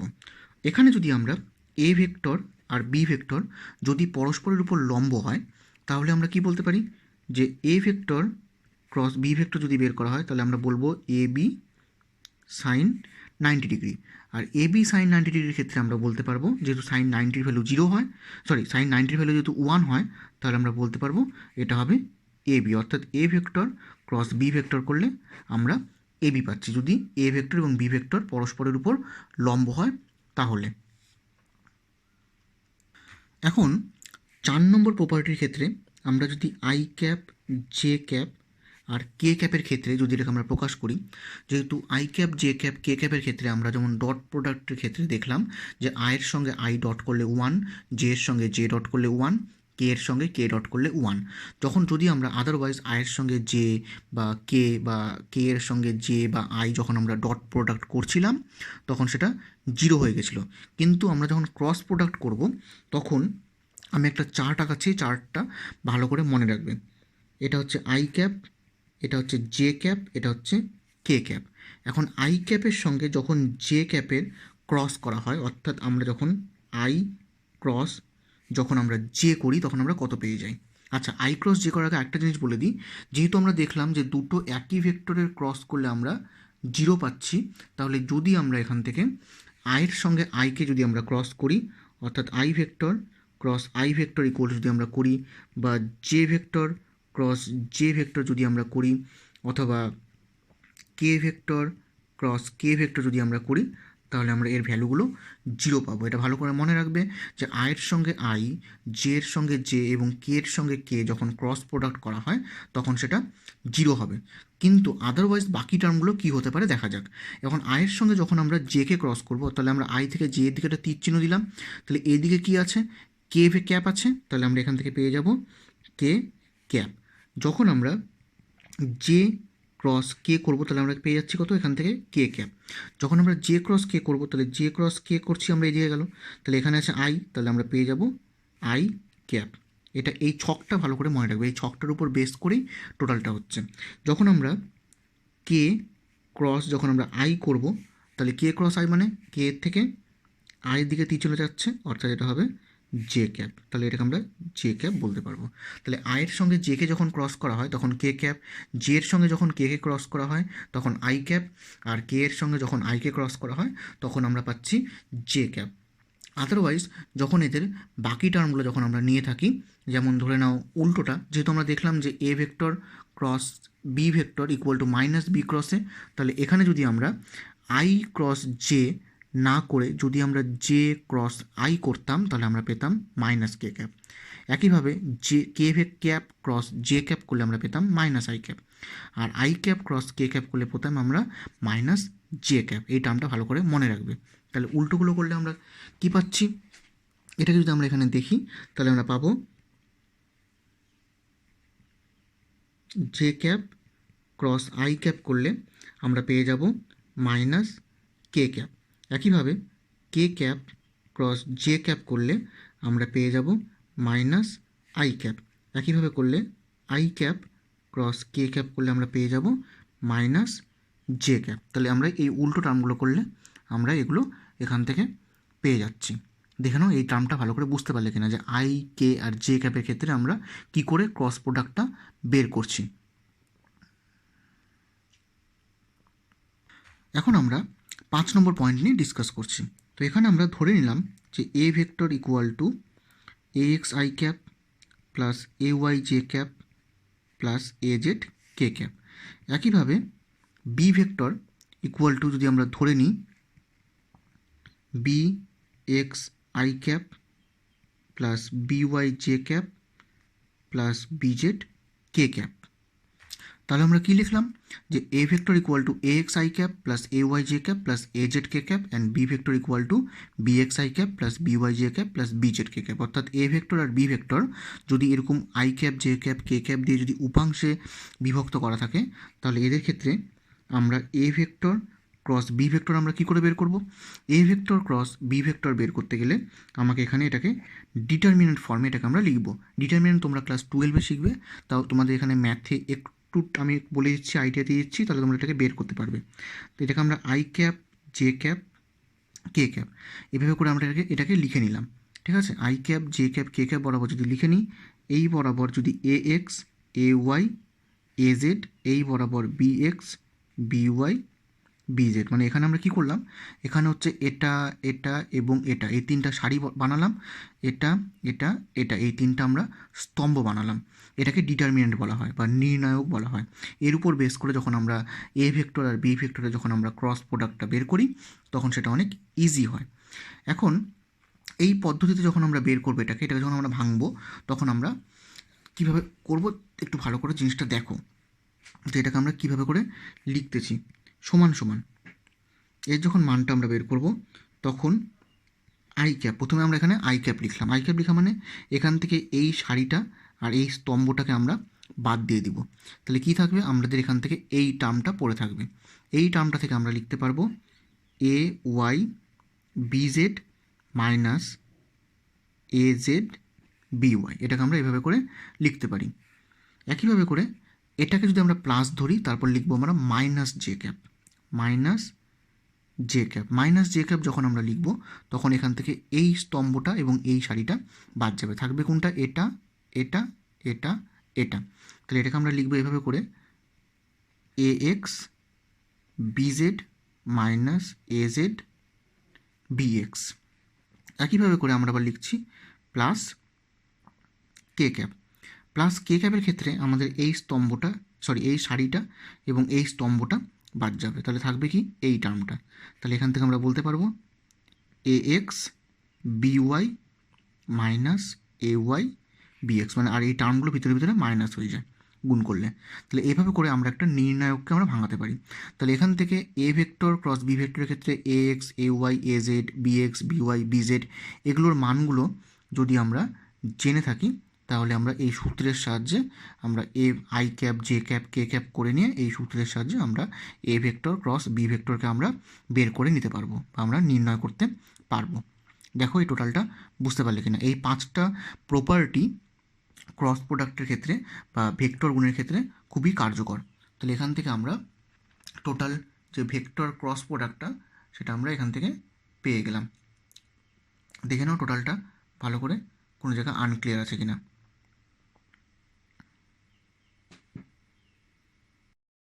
এখন আমরা আলোচনা করব প্রাসের গতি নিয়ে। প্রাসের গতি, এই ছবিটি এখানে যেটা আঁকা আছে, এই ছবিটি আঁকা বলার ক্ষেত্রে আমরা আগে কিছু কথা বলে নিই যে প্রাস কী জিনিস। কোনো একটি বস্তুকে যখন উপরের দিকে উলম্বভাবে না ছুঁড়ে, মানে আমরা যখন কোনো একটা ঢিলকে যখন আমরা উপরের দিকে ছুঁড়ি, তখন সেটা উপরের দিকে উঠে নিয়ে সেটা পুনরায় নিচের দিকে নেমে আসে। এখন কি করলাম, সেই ঢিলটিকে আমরা উপরের দিকে না ছুঁড়ে বাঁকাভাবে যদি ছুঁড়ি, তাহলে আমরা দেখব ঢিলটা, মানে একটা কোণ করে যদি ছুঁড়ি, তাহলে দেখব ঢিলটা এরকম করে গিয়ে পড়ছে।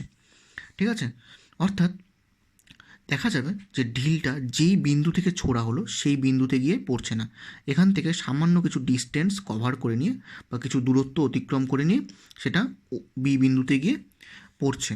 তো এটার আমরা কিছু বাস্তব উদাহরণ আমরা কি বলতে পারি, যেমন অলিম্পিকে যেমন বর্ষা নিক্ষেপ করা হয়, বা কোনো একটা ফুটবলকে যখন কিক করা হয়, বা ক্রিকেট বল যখন ফিল্ডারের দিকে ছোড়া হয়, তখন সেটা প্রত্যেকটাই এভাবে করে আমরা ছুঁড়ে থাকি। তাহলে এখান থেকে আমরা প্রাসের গতি কী সেটা আমরা বলতে পারি। তাহলে প্রাস কী বলছে, যে ভূপৃষ্ঠ বা তার কাছাকাছি অবস্থিত কোনো বিন্দু থেকে কোনো বস্তুকে যে কোনো দিকে ছুঁড়ে দেওয়া হলে সেটিকে প্রাস বলা হচ্ছে। কি বললাম, ভূপৃষ্ঠ বা তার কাছাকাছি কোনো বিন্দু থেকে কোনো বস্তুকে যে কোনো দিকে ছুঁড়ে দেওয়া হলে সেটিকে প্রাস বলা হচ্ছে, এবং প্রাসটি যে গতিপথ অতিক্রম করছে সেটাকে বলা হচ্ছে প্রাসের গতিপথ। বোঝা গেল কি বললাম? এখন এখানে যে আমরা যে চিত্রটা অঙ্কন করছি, এই চিত্রের মধ্যে এই যে ও বিন্দু, সেই ও বিন্দুকে বলা হচ্ছে প্রক্ষেপ বিন্দু। এখন কোনো একটা বস্তুকে আমরা ইউ বেগে ছোড়া হলো, সেই ইউ বেগটা হচ্ছে প্রক্ষেপ বেগ। আমরা অনুভূমিকের সঙ্গে একটা কোণ করে ছুড়লাম, সেটাকে বলা হচ্ছে প্রক্ষেপ কোণ। বস্তুটা ও থেকে শুরু করে বি অবধি গেল, সেটাকে বলা হচ্ছে প্রক্ষেপ সীমা। তার মানে এটা হচ্ছে প্রক্ষেপ সীমা। এখন বস্তুটা যদি ও এ বি পথে যদি যায়, তাহলে এখান থেকে যেতে ওর যে সময়টা লাগলো, সেই সময়টাকে বলা হচ্ছে চলনকাল বা উত্থিতিকাল। এখন আমরা এই প্রাসের গতি সংক্রান্ত বিভিন্ন ধরনের রাশিমালাগুলোকে আমরা নির্ণয় করব। এরকম এখানে যে বস্তুটা ইউ বেগে যাচ্ছে, তাহলে এর দুটো উপাংশ আমরা ভাঙতে পারি। একটা এই বরাবর কত হবে ইউ কস আলফা, যেহেতু লাগা কস, আর এই বরাবর হবে ইউ সাইন আলফা, লাগা কস খাড়া সাইন। তাহলে ইউ কস আলফা একটা অনুভূমিক বেগ কাজ করছে একটা প্রাসের মধ্যে, এবং উলম্ব বেগ কাজ করছে ইউ সাইন আলফা। এখন আমরা এই প্রাসের ক্ষেত্রে সর্বাধিক উচ্চতা রাশিমালাটা নির্ণয় করব। সর্বাধিক উচ্চতা বলতে বোঝাচ্ছে প্রাস এখান থেকে শুরু করে এই যে ম্যাক্সিমাম যে হাইট অবধি উঠছে, ধরলাম সেটা ক্যাপিটাল এইচ, এই হাইটে ওর উঠতে মানে এই হাইটটা কতটা, মানে কোনো একটা প্রাস সর্বাধিক কত উচ্চতা অবধি উঠতে পারে সেটা আমরা নির্ধারণ করব। তাহলে কোনো একটা প্রাস যখন উপরের দিকে উঠবে, তাহলে উপরের দিকে ওঠার সময় ওর একটা উলম্ব বেগ কাজ করছে ইউ সাইন আলফা, আর আমরা জানি অভিকর্ষ ত্বরণ জি কাজ করছে নিচের দিকে। এখন প্রাস যদি উপরের দিকে উঠে তাহলে ও মন্দন নিয়ে উঠবে, তাহলে সেক্ষেত্রে আমরা V square equal to U square minus 2as এই সূত্র কাজে লাগাতে পারি। তাহলে এখান থেকে ওর সর্বোচ্চ বিন্দুতে বেগ হবে 0 ইকুয়াল টু ওর প্রাথমিক বেগ আমরা জানি ইউ সাইন আলফা, তার স্কোয়ার মাইনাস 2g এইচ, যেহেতু মন্দন নিয়ে উঠছে ওই জন্য আমরা মাইনাস 2g সূত্র অ্যাপ্লাই করছি।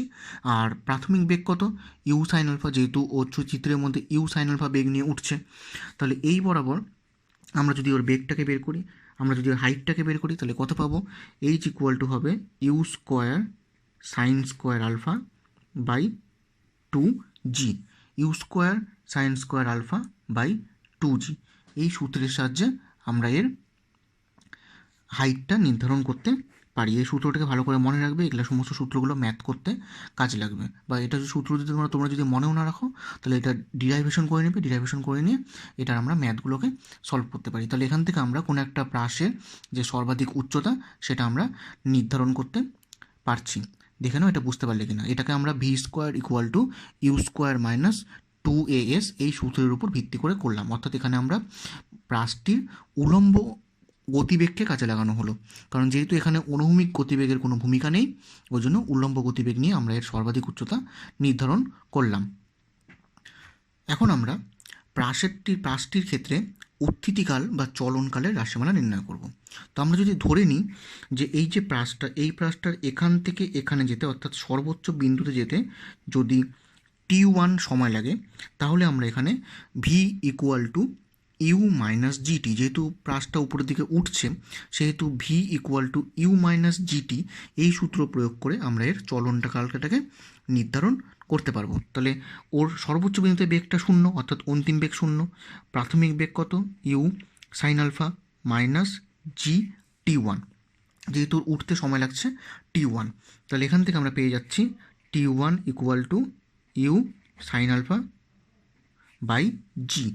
এই সূত্রের উপর ভিত্তি করে আমরা এর উঠতে কত সময় লাগছে প্রাসটির সেটা আমরা বের করতে পারি। তাহলে যেহেতু আমরা দেখতে পাচ্ছি যে প্রাসটির উঠতে যে সময় লাগছে নামতেও ঠিক একই সময় লাগবে, তাহলে আমরা বলতে পারবো যে প্রাসটির উঠতে যদি ইউ সাইন আলফা ইন্টু জি এই সময়টা লেগে থাকে, তাহলে ওর নামতেও ইউ সাইন আলফা ইন্টু জি সময় লাগবে। তাহলে ওর টোটাল উত্থিতিকাল বা চলনকাল তাহলে কত হবে, সেটা হবে 2t1, যেটাকে আমরা যদি টি ধরে নিই তাহলে টি ইকুয়াল টু হবে 2t1 equal to 2u sine alpha by G, যেটা ওর সময় লাগবে। অর্থাৎ ওর টোটাল যে চলনকাল মানে ওর এখান থেকে গিয়ে নিয়ে এখানে আসতে ওর যে সময় লাগবে সেই সময়টা হচ্ছে T equal to 2u sine alpha by জি।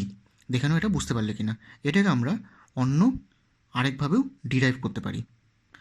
আমরা যদি এখানে H equal to UT minus half GT square সূত্র প্রয়োগ করি তাহলে আমরা এখান থেকে এর মানটা বের করতে পারবো। যেমন ধরে নাও যে এইচ কত, কারণ ও যেহেতু প্রাসটা কী হচ্ছে এখান থেকে গিয়ে নিয়ে এখানে যাচ্ছে, তার মানে ও এই বিন্দু থেকে যাত্রা শুরু করছিল, উঠে নিয়ে আবার নিচে আসছে, তাহলে ওর হাইটের দিক থেকে দেখতে গেলে হাইটটা হচ্ছে 0, তাহলে এটাকে আমরা 0 ধরলাম, মানে যেটা এইচকে আমরা 0 ধরলাম।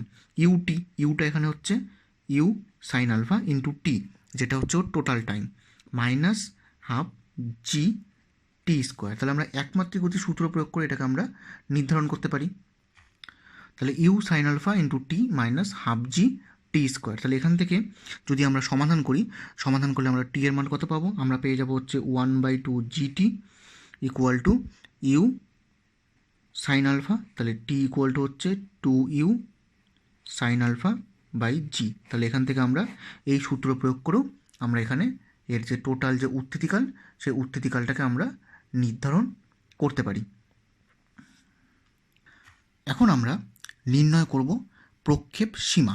আচ্ছা, প্রক্ষেপ সীমাটা কী জিনিস? প্রক্ষেপ সীমাটা হচ্ছে যে প্রাসের ও থেকে বি বিন্দু অবধি যে দূরত্বটা, সেটাকে বলা হচ্ছে প্রক্ষেপ সীমা। তাহলে যেই টাইমে উপরে উঠছে প্লাস নিচে নামছে, ঠিক সেই টাইমেই প্রাসটা ও থেকে বি বিন্দুতে যাচ্ছে, অর্থাৎ ও থেকে বি বিন্দুতে যাওয়ার সময় ওর অনুভূমিক বেগ কাজ করবে, সেটা হচ্ছে ইউ কস আলফা। আর এই বরাবর যেহেতু কোনো অভিকর্ষ ত্বরণ কাজ করছে না, তাহলে এই বরাবর ওর বেগটা হবে সমবেগ। তাহলে আমরা এক্ষেত্রে ওর যে প্রক্ষেপ সীমাটাকে, সেটাকে যদি আমরা আর ধরে নিই, তাহলে আমরা বলতে পারবো আর ইকুয়াল টু হবে ইউ কস আলফা ইন্টু টি। এটা আমরা বলতে পারবো ইউ কস আলফা ইন্টু টি। যেহেতু আমরা এখানে টি এর মানটা বের করছি 2u sine alpha by G, তাহলে টি এর মানটাকে যদি আমরা এখানে বসিয়ে দিই, তাহলে এটা হবে 2u cos alpha sine alpha by G. তাহলে এটাকে আমরা ক্যালকুলেশন করলে আমরা এটাকে কত বলতে পারবো? ক্যালকুলেশন করলে আমরা এটাকে বলতে পারবো, সেটা হবে যে এটা তোমরা ম্যাথে একটা সূত্র করবে, সেই সূত্রটা হচ্ছে 2u 2 কস আলফা সাইন আলফা মানে হচ্ছে সাইন 2 আলফা, তার মানে এটা হচ্ছে U sine 2 alpha by G. এটা হচ্ছে আমাদের আর এর মান, sine 2 alpha by G, U sine 2 alpha by G. এই সূত্রের সাহায্যে আমরা এখান থেকে আরটাকে নির্ধারণ করছি, এটা আমরা এখান থেকে বের করতে পারি। এখন যদি বলে দেয় যে আর ম্যাক্স, অর্থাৎ প্রক্ষেপ সীমার মানটা সর্বোচ্চ কখন হবে, প্রক্ষেপ সীমার মানটা সর্বোচ্চ বের করতে গেলে এটাকে আমরা বলতে পারি আর ম্যাক্স। আচ্ছা, আর ম্যাক্স হতে গেলে এই টার্মটাকে ম্যাক্সিমাম হতে হবে, অর্থাৎ সাইন 2 আলফাকে ম্যাক্সিমাম হতে হবে, অর্থাৎ 1 হতে হবে। সাইন 2 আলফা যদি 1 হয়, তাহলে আমরা আর ম্যাক্সের মান বলতে পারবো ইউ বাই জি, সরি এটা ইউ বাই জি হবে না, এটা হবে ইউ স্কোয়ার বাই জি, কারণ টি এর মানটা 2u সাইন আলফা বাই জি ছিল, তাহলে এটা হচ্ছে U square sine 2 alpha by G, তাহলে এটা হবে ইউ স্কোয়ার বাই জি। তাহলে আমরা আর ম্যাক্সের মানটা আমরা পেয়ে যাচ্ছি ইউ স্কোয়ার বাই জি। কখন পাচ্ছি? যদি সাইন 2 আলফা ইকুয়াল টু 1 হয়। সাইন 2 আলফা ইকুয়াল টু 1 মানে আলফা ইকুয়াল টু হবে 45 ডিগ্রি, অর্থাৎ আলফার মান যদি 45 ডিগ্রি হয়, তাহলে আমরা এখান থেকে প্রক্ষেপ সীমার মানটা প্রক্ষেপ সীমার সর্বোচ্চ মানটা আমরা এখান থেকে পেতে পারবো। আচ্ছা, এখন যদি বলে দেয় তো এই যে ছবিটার মধ্যে যেটা আমরা দেখতে পাচ্ছি, যে এটাকে যে আলফা কোণে ছোড়া হয়েছে, আলফা কোণে না ছুড়ে যদি আমরা এটাকে এর পূরক কোণে ছুটতাম, অর্থাৎ π/2 মাইনাস আলফা কোণে ছুটতাম, তাহলেও কি ও একই প্রক্ষেপ সীমা যেত? সেটা আমরা এখানে বের করবো। তাহলে ধরে নাও যে এটা এখন আমরা এটাকে 30 ডিগ্রি কোণে ছুড়লাম, 30 ডিগ্রি কোণে না ছুড়ে যদি এর পূরক কোণ অর্থাৎ 60 ডিগ্রি কোণে যদি ছুটতাম, তাহলে কি এর প্রক্ষেপ সীমা কী হতো, সেটা আমরা এখানে নির্ধারণ করব। তো এখন তাহলে আলফার মানটাকে যদি আমরা ধরে নিই, যেমন ধরে নাও আলফা ইকুয়াল টু মানে আলফা ড্যাশ ইকুয়াল টু যদি π/2 মাইনাস আলফা হতো, π/2 মাইনাস আলফা হলে আমাদের যে এই যে ফর্মুলাটা আছে, এই ফর্মুলাটার মধ্যে মান বসালে আমরা কী পাবো? আমরা দেখব যে আর ইকুয়াল টু বা আর ড্যাশ ইকুয়াল টু কত হচ্ছে U square sine π/2 minus alpha divided by G. এটা যদি আমরা এখান থেকে পেয়ে যাই, তাহলে আমরা এখান থেকে দেখতে পারবো সেটা হচ্ছে U square sine pi minus 2 alpha by G, এটা আসবে।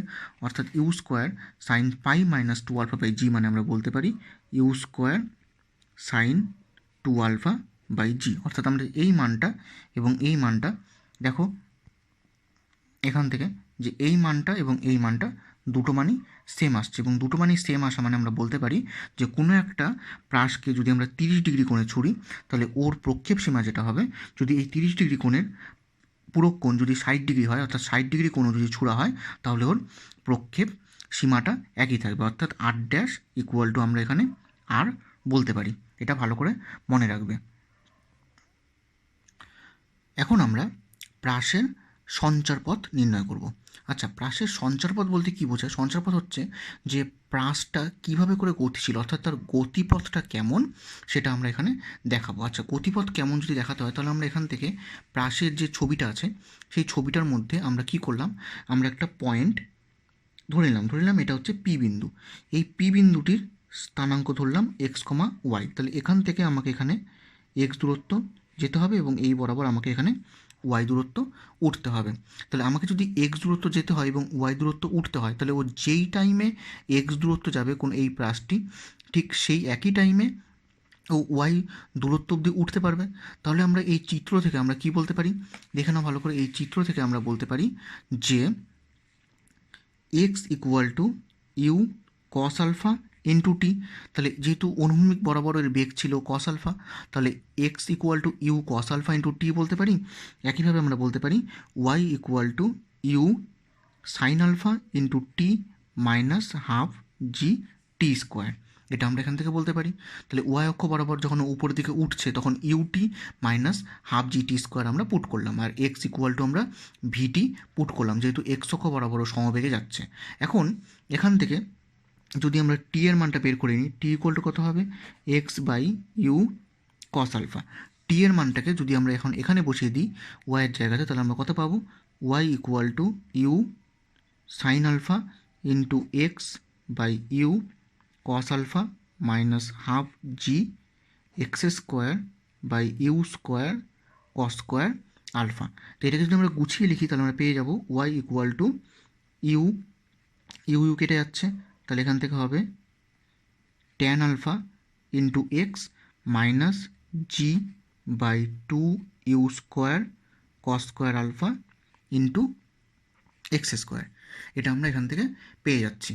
এখন এই যে সমীকরণটা পাওয়া গেল, এই সমীকরণটিকে যদি আমরা এখানে Y equal to A X plus B X স্কোয়ারের সঙ্গে যদি আমরা তুলনা করি, এই যে সমীকরণটা আসলো, এই সমীকরণটাকে যদি আমরা এ এক্স প্লাস বি এক্স স্কোয়ারের সঙ্গে যদি আমরা তুলনা করি, তাহলে আমরা বলতে পারবো যে প্রাসের যে গতিপথটা হবে সেটা হচ্ছে অধিবৃত্তাকার বা প্যারাবোলা।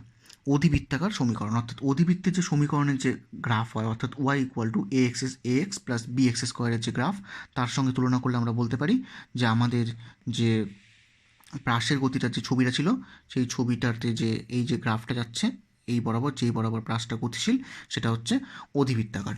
তাহলে এখান থেকে আমরা প্রাসের সঞ্চার পথের মানটা আমরা নির্ধারণ করতে পারি।